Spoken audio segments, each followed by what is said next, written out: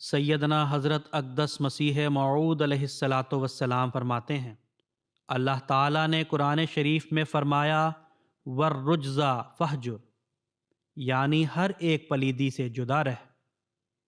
یہ احکام اسی لیے ہیں کہ تا انسان حفظان صحت کے اسباب کی رعایت رکھ کر اپنے تئیں جسمانی بلاؤں سے بچاوے۔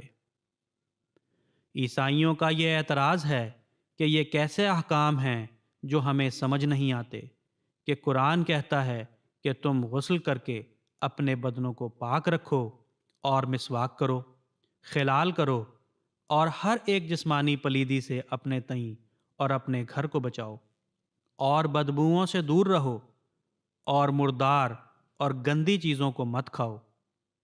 اس کا جواب یہی ہے کہ قرآن نے اس زمانے میں عرب کے لوگوں کو ایسا ہی پایا تھا، اور وہ لوگ نہ صرف روحانی پہلو کی روح سے خطرناک حالت میں تھے، بلکہ جسمانی پہلو کے روح سے بھی ان کی صحت نہایت خطرہ میں تھی۔